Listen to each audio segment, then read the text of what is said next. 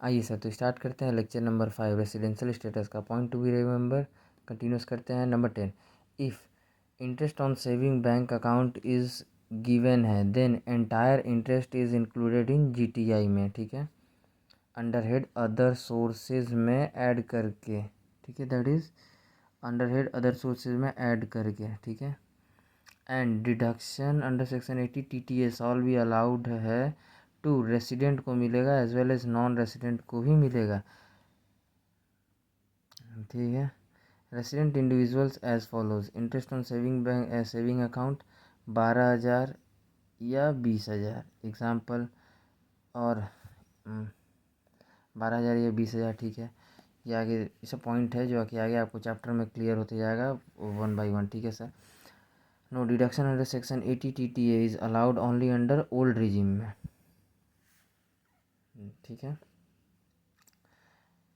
Interest on saving account 12,000 या 20,000 और बी 10,000 लोअर अलाउड होगा deduction as under section 80 TTA में। एग्जाम्पल, वो सैलरी है 5 लाख, रेंट रिसीव्ड हुआ है 4 लाख का, इंटरेस्ट ऑन सेविंग अकाउंट है 25,000 का। ये सब जो पॉइंट है सर, आपको जैसे चैप्टर क्लियर होते जाएगा और भी पॉइंट भी इसमें ऐड होगा और भी सारा पॉइंट आपको क्लियर होते जाएगा चैप्टर वाइज है।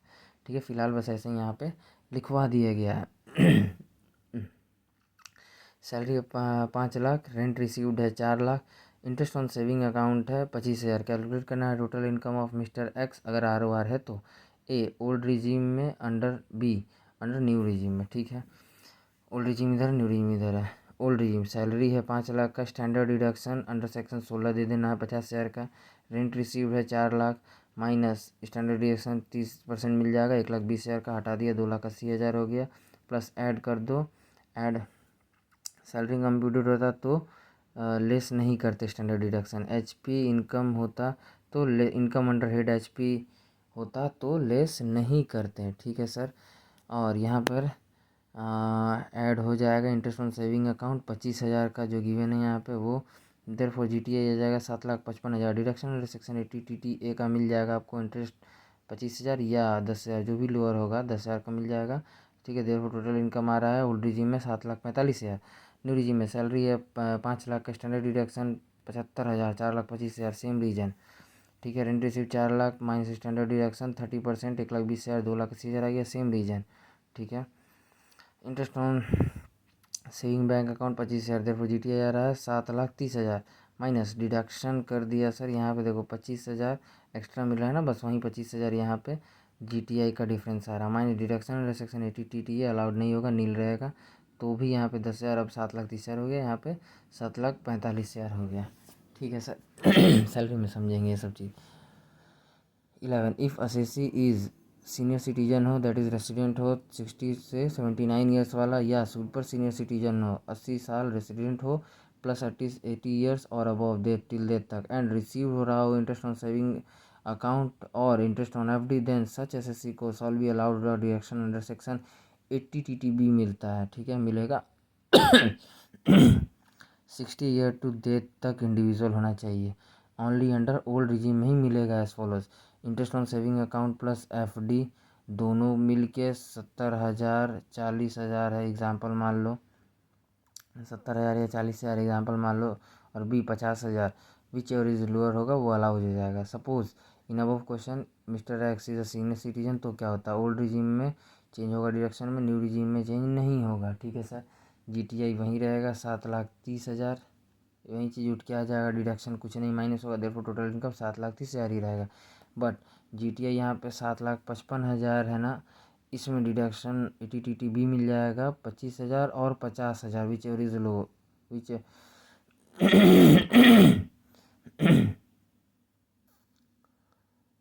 विच एवर इज लोअर का। ठीक है सर, लोअर का मिलेगा। तो यहाँ पर सर इंटरेस्ट 25,000 तो है ही, और 50,000 उसको 80 TTB है, तो 25,000 होगा, देयरफॉर टोटल इनकम 7,30,000। देखो ये चेंज हो गया 7,35,000 से। ये भी चीज़ सर आपको सैलरी चैप्टर में समझ में आएगा टाइम के साथ। ठीक है, अब आपको यहाँ से ध्यान देना है, यहाँ से इस चैप्टर का बात फिर से चालू हो रहा है। कंपनी एप्पल कंपनी है, USA का है। ठीक है, जॉन सेल्स जॉन जो कि प्रीवियस ईयर 24-25 में अप्रैल से जुलाई तक मुंबई में डेप्यूट था, मुंबई में काम कर रहा था, एप्पल स्टोर पे काम कर रहा था, ठीक है। ये सीनियर सेल्स एग्जीक्यूटिव है, यूएसए सिटीजन है, नॉन रेसिडेंट है इंडिया में, ठीक है। सैलरी 4 मंथ का मिला 25 लाख का, डीम टू इंडियन इनकम माना जाएगा ये 25 लाख, एंड टैक्सेबल होगा इन हैंड ऑफ जॉन, के हाथ में ये 25 लाख। इफ़ जॉन को यूएसए का बैंक में सैलरी मिलेगा तो भी ये 25 लाख इंडिया में टैक्सेबल होगा, ठीक है। जो उसको सैलरी देगा वो सैलरी काट करके देगा इंडियन गवर्नमेंट को, टीडीएस भर के तब इसके हाथ में देगा टैक्स डिडक्ट करके, ठीक है सर। अब एग्जांपल 1, सिंस इंडियन एम्बेसी, ठीक है, इंडियन एम्बेसी हर जगह है वर्ल्ड में, ऑस्ट्रेलिया में, अमेरिका में, जर्मनी में, नीदरलैंड में, ईटीसी। इनमें जो एम्बेसडर आईएएस आईएफएस ये सब जो है, जो होते हैं, सिंस ये इंडियन सिटीजन होते हैं, ठीक है। इंडिया में भी दिल्ली में, चाणक्यपुरी में फॉरेन एम्बेसीज है, ठीक है। अब मान लो गवर्नमेंट ऑफ इंडिया ने सैलरी दिया जो कि टैक्सेबल होगा इंडिया में, कैसे सर? सैलरी दिया, क्रेडिट हुआ यूएसए बैंक अकाउंट में, रिसीव हुआ है यूएसए में ही, तो भी इंडियन इनकम माना जाएगा। अब कैसे? मिस्टर राज को एम्बेसडर बनाया गया है इंडियन एम्बेसी अमेरिका में, ठीक है। यूएसए में स्टे कर रहा है मिस्टर राज। मिस्टर राज जो है वो रेसिडेंट है, ठीक है, बिकॉज सर्विसेज रेंडर कर रहा है इन यूएसए में, ठीक है। सर्विसेज दे रहा है यूएसए में, अक्रू और अराइज यूएसए में ही उसका सर्विसेज होने की वजह से सर्विसेज अक्रू और अराइज वहीं पे हो रहा है, ठीक है। But taxable in India, but जो सैलरी है वो टैक्सेबल होगा इन इंडिया में, बिकॉज अक्रूर और अराइज, डीम टू अक्रूर और अराइज इन इंडिया में हुआ है, टैक्सेबल हो माना जाता है, इसी वजह से टैक्सेबल भी होगा इंडिया में, ठीक है सर। हाँ, जो ये लोग को अलाउंस और परक्विजिट्स मिलता है वो सर एग्जाम्प्ट होता है 10 अंडर सेक्शन 10 सब सेक्शन 7 के तहत, ठीक है। सिंस गवर्नमेंट ऑफ इंडिया ने दिया salary, by government of India ने दिया टू इंडियन सिटीजन को दिया for services render outside India के लिए सैलरी दिया, ठीक है, इंडिया का काम करने के लिए। इफ़ ये तीनों सिचुएशन हो तो वो डीम्ड टू अक्रू और अराइज इन इंडिया का कॉन्सेप्ट लगेगा। एग्जाम्पल 2, अब दूसरा एग्जाम्पल, इंडियन एम्बेसी जो अमेरिका में है, क्लर्क क्लीनेंस के लिए क्लीनर है, ड्राइवर है, टाइपिस्ट है, कुक है, ईटीसी। गवर्नमेंट ऑफ इंडिया ही सैलरी दे रहा होगा, फॉरेन सिटीजन्स होगा ये लोग इफ़ अगर, तो भी, ठीक है, जरूरी थोड़ी कि सब इंडियन ही हो, ठीक है। तो ये सैलरी फॉरेन इनकम माना जाएगा, बिकॉज अक्रू और अराइज अमेरिका में हुआ है ऐसा मानो, रिसीव भी अमेरिका में ही हुआ है ऐसा मानो, बिकॉज वो इंडियन सिटीजन नहीं है, इसलिए उनके ऊपर ये डीम्ड इंडियन वाला कॉन्सेप्ट, डीम्ड रेसिडेंट का कॉन्सेप्ट आप सर लगा ही नहीं सकते हैं, ठीक है। अब अगला एग्जांपल देखते हैं, example number 1, government of India किसी भी पर्सन ने लोन दिया इंडियन गवर्नमेंट को, सिंस लोन 1000 करोड़ का दिया, इन्हीं पर मान लो इलॉन मस्क दिया, ROR है या ROR या ROR है या RNOR है या NR है, कोई भी हो, उसे कोई फ़र्क नहीं पड़ता।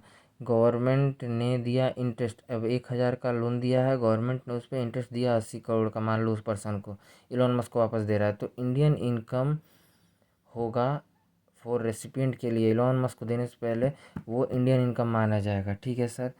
एंड उस पर्सन के लिए वो पेमेंट इंडियन इनकम माना जाएगा एंड टैक्सेबल हो जाएगा इंडिया में उस पर्सन के हाथ में। मतलब अगर इलॉन मस्क के मान लो पैसा दे रहा है, या अंबानी पैसा इलॉन मस्क दे रहा है तो NR है, कोई मान लो अंबानी दे रहा है या रतन टाटा दे रहा है, ये लोग सब दे रहा है तो ROR है। RNOR मान लो वैसा ही कोई होगा, वैसे ही मान लो कोई एग्जांपल वो दे रहा है, तो इसमें इंडियन गवर्नमेंट इंडियन इनकम मानते हुए उसको टैक्सेबल कर देगा उस पैसा को, ठीक है सर। अब आते हैं आगे, मान लो यही चीज़ bank of America USA NR है ये बैंक, ठीक है। मान लो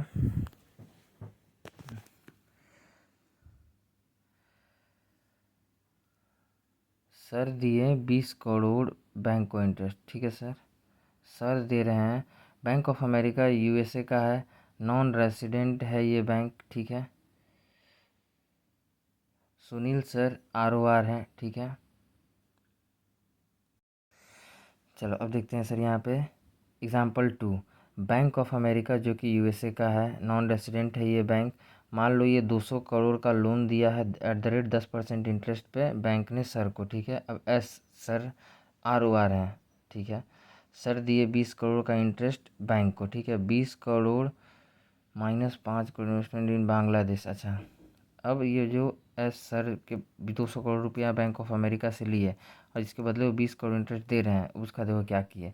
200 करोड़ लिए थे, 100 करोड़ को सर ने इन्वेस्ट किया इन बिजनेस इन इंडिया में लगा दिया। इंटरेस्ट 100 करोड़ का 10%, दैट इज़ 100 करोड़। ये इंडियन इनकम है बिकॉज ये अमाउंट इन्वेस्ट है इंडिया में। 50 करोड़ का विला परचेज किए इन गोवा में एंड रेंट पे दिए, शाहरुख खान को दे दिए मान लो, तो इंटरेस्ट 50 करोड़ का 10%, 5 करोड़, ये इंडियन इनकम है बिकॉज अमाउंट इन्वेस्टेड है इंडिया में। ठीक है, 50 करोड़ को इन्वेस्ट किए हैं इन बिजनेस इन बांग्लादेश में। ठीक है, बांग्लादेश में वहाँ लगा दिए, that is out of India. अब ये इंटरेस्ट 50 करोड़ का जो 10%, 5 करोड़ है, ये फॉरेन इनकम है बिकॉज पैसा इंडिया में इन्वेस्टेड ही नहीं है। ठीक है सर, अब यहाँ पे क्या होगा, जो 150 करोड़ रुपए पे जो ये 15 करोड़ दे रहे हैं, दैट इज़ वो इंडियन इनकम कहलाएगा। और ये जो है 5 करोड़ रुपए, ये वाला इंटरेस्ट जो बांग्लादेश में बिजनेस इन्वेस्ट है, वो सिर्फ फॉरेन इनकम कहलाएगा। अब सर दिए 20 करोड़ का इंटरेस्ट बैंक को, 20 करोड़ माइनस 5 करोड़, जो कि 5 करोड़ इन्वेस्ट है बांग्लादेश में। सर उसका टीडीएस काट के इंडियन गवर्नमेंट को पे करेंगे पहले। ठीक है, 15 करोड़ पे 15 करोड़ जो अमाउंट आ रहा है इस दोनों का, 10 और 5, ये दोनों का, ये 15 करोड़ रुपये जो सर हैं वो टीडीएस काट के इंडियन गवर्नमेंट को देंगे। देन बाकी पैसा पे करेंगे बैंक ऑफ अमेरिका को। अदरवाइज़ सर के पॉकेट से पे करना पड़ जाएगा सर को, अगर वो टीडीएस नहीं किए तो। ठीक है, अब देखो बर्ड व्यू चार्ट देखते हैं यहाँ पे फ़िलहाल सर। तो अब देखिए सर, बर्ड व्यू देखते हैं इसका। बैंक ऑफ अमेरिका पैसा पैसा कमा रहा है सर के थ्रू। ठीक है, सर का रेस्पॉन्सिबिलिटी है टीडीएस काटना। Out of this 20 crore interest paid by S sir to Bank of America को जो दे रहे हैं, उस 15 crore interest shall Indian income है। ठीक है, in hand of Bank of America के लिए। ठीक है, अब एस सर के लिए एक्सपेंस है ये इंटरेस्ट अमाउंट, देखा जाए तो बैंक ऑफ अमेरिका के लिए ये इनकम है। ठीक है, उनके लिए तो एक्सपेंस है। तो सिंपल सा चीज़ है कि अगर कोई बाहर से पैसा लिया, ठीक है, बैंक ऑफ अमेरिका से पैसा लिया, आर हो या RNOR हो या NR हो, और वो अमाउंट इंडिया में इन्वेस्ट किया, तो वो पैसा 150 करोड़ पे जो इंटरेस्ट है 15 करोड़, वो इंडियन इनकम माना जाएगा। बाहर इन्वेस्ट कर रहा है तो वो फॉरेन इनकम माना जाएगा, इससे मतलब नहीं है। बट इस दोनों पे टीडीएस काट के ही पे करना होगा। ठीक है सर, अब अगला ऐसा ही देखते हैं। बैंक ऑफ अमेरिका जो कि यूएसए का बैंक है, NR है इंडिया के लिए। मान लो 20,000 करोड़ का लोन दिया, ठीक है, @10% इंटरेस्ट पे। ठीक है, बैंक ऑफ अमेरिका ने एन सर को दिया। ठीक है, एन सर जो कि नॉन रेसिडेंट है सपोज मान लो, तो अब ये देते हैं 2,000 करोड़ का इंटरेस्ट देंगे सर। ठीक है, बैंक ऑफ अमेरिका को। अब इसका हिसाब देखो, मान लो सर 1,000 करोड़ इन्वेस्ट कर दी बिजनेस इन इंडिया में, 5,000 करोड़ का विला परचेज कर लिए गोवा में, रेंटेड टू शाहरुख खान को दे दिए। ठीक है, 1,000 इंटरेस्ट आ रहा है, 1,000 करोड़, ये इंडियन इनकम है, ये ओनली बिकॉज NR है आंसर। ठीक है, 10,000 का 10%, ठीक है, 1,000 करोड़ आएगा। अब ये विला जो खरीदे हैं 50 करोड़, ये बिजनेस नहीं है इफ़, तो सेल परचेज ऑफ बिल्डिंग। ठीक है, मान लो सर सिर्फ खरीद के दे दिए हैं, तो ये भी पैसा इंडिया में ही इन्वेस्ट है। ठीक है, तो ये 1,000 करोड़ और ये 500 करोड़, ये दोनों इंडिया में इन्वेस्ट है। फिर अगला 5,000 करोड़ इन्वेस्ट कर दिए बांग्लादेश में, मतलब 500 करोड़, तो 1,000 करोड़ इंटरेस्ट आया फॉरेन इनकम। ठीक है,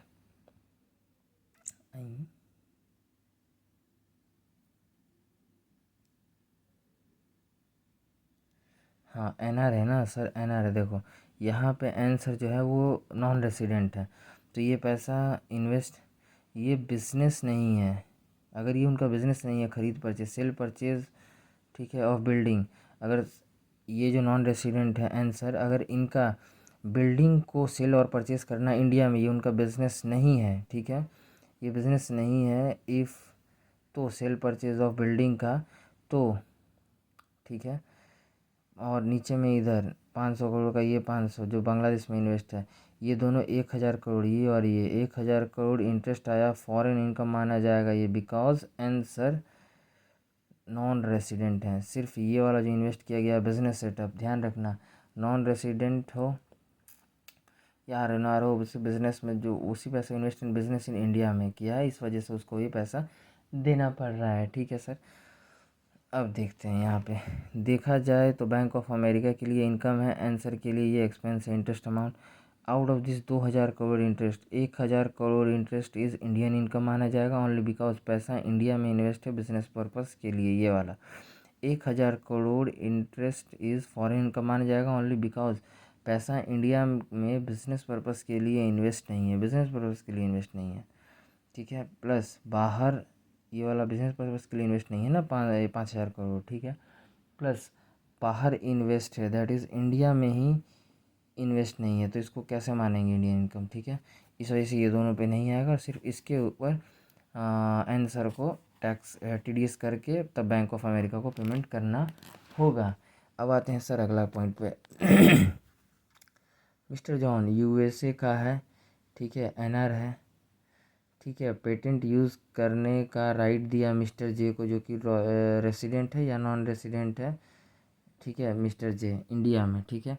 अब ये इसके बदले में रॉयल्टी पे कर रहा है मिस्टर जे मिस्टर जॉन को। इफ़ मिस्टर जे यूटिलाइज करता है पेटेंट इन इंडिया में, ठीक है, तो इंडिया में यूटिलाइज़ कर दिया मिस्टर जे, तो रॉयल्टी रिसीव जो मिस्टर जॉन को वो बदले में रॉयल्टी दे रहा है mister J, from mister J से जो उसको मिल रहा है, डीम टू इंडियन इनकम माना जाएगा। ठीक है सर। इफ़ मिस्टर जे उसको यूटिलाइज़ करता है उसका पेटेंट को आउटसाइड इंडिया में, एग्जांपल जर्मनी में यूज़ किया, royalty receive to mister John को फ्रॉम मिस्टर जे से, उस टाइम में जो मिस्टर जे मिस्टर जॉन को पेमेंट करेगा वो not deem to Indian income नहीं माना जाएगा एंड उसके ऊपर टैक्सेबल नहीं होगा। बिकॉज जो मिस्टर जे पेमेंट कर रहा है सेकेंड बिकॉज यहाँ पे जो मिस्टर जे मिस्टर जॉन को पेमेंट कर रहा है वो उसका रॉयल्टी यूज़ किया है जर्मनी में, इसलिए वो इंडियन इनकम नहीं है। बट यहाँ पे उसका मिस्टर जे जो यूटिलाइज़ किया मिस्टर जॉन का रॉयल्टी वो इंडिया में किया, इस वजह से मिस्टर जॉन को जो पेमेंट करेगा वो पहले इंडियन इनकम माना जाएगा और उसमें से टैक्स डिडक्ट करके मिस्टर जे को देना होगा मिस्टर जॉन को। अदरवाइज अगर नहीं काटा तो मिस्टर जे को पकड़ा जाएगा। ठीक है सर, बस यहीं तक था और इसका डिटेल चर्चा किया हुआ है स्कोप ऑफ इनकम का पार्ट 2 चैप्टर नाम से, वो समरी में आप जाके सर देख सकते हैं, वहाँ पे आपको मिलेगा। Okay, thank you.